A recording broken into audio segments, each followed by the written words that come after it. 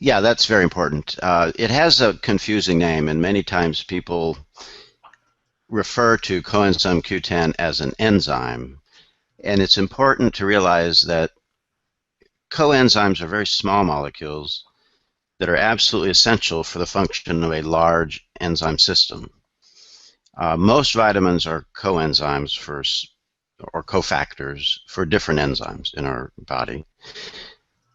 Coenzyme Q, and I usually refer to it just as Q, is the coenzyme for three huge enzyme systems that make about 95% of all cell energy.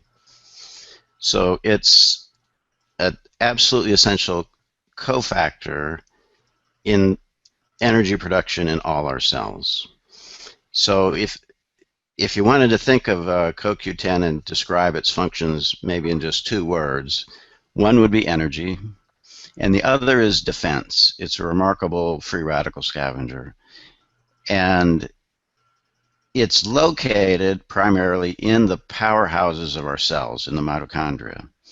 That's where we burn food with oxygen and we create carbon dioxide, water, usable cell energy, that's the ATP, but we also create free radicals. And there's a beautiful cycle. Coenzyme Q interacts very rapidly with free radicals, thereby protecting the rest of the mitochondria and the DNA in the mitochondria. And when it does that, it goes back to its oxidized state, ubiquinone, and in that state it acts as a coenzyme for the production of energy. And so it's a cycle. It's a beautiful cycle of an antioxidant and a coenzyme. And so energy and defense pretty much sum up the biochemistry or the function of Q. And another important aspect of it, it's not a vitamin because we can make it.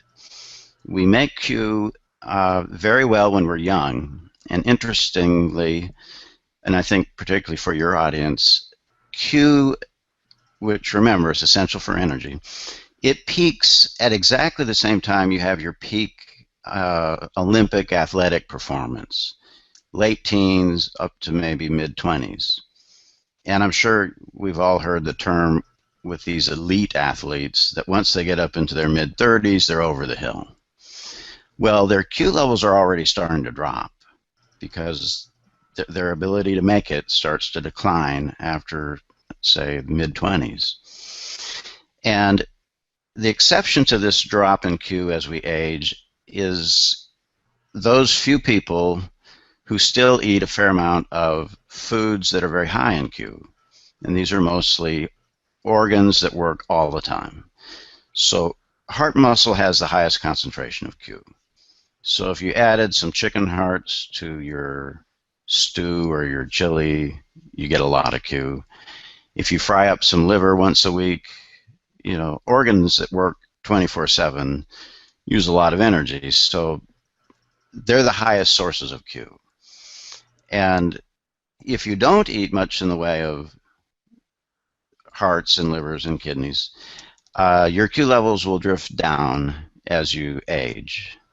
And with that, there's a general decline in your physical abilities. Well, you have said in the past this is one of the, if not the most important substances ever discovered. You said, if this quote is off, the clinical experience with coenzyme Q10 in heart failure is nothing short of dramatic, and it's reasonable to believe that the entire field of medicine should be reevaluated in light of this growing knowledge. Is that accurate? Is it that important of a substance?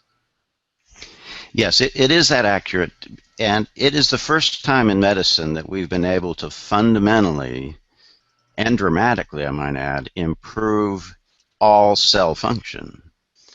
If you think of medicine, we've become a profession that looks at just the eyes or the ears or the teeth or the heart or you name it, you know, just some specific organ or part of your body. CoQ10 influences everything. your skin, your gums, your heart, your skeletal muscles, your nerves, your retina. And so to be able to measure a compound this important and to be able to administer it and start to affect in a favorable way the health of uh, the entire body, yeah, that's a powerful thing, and it changes the whole way of looking at it.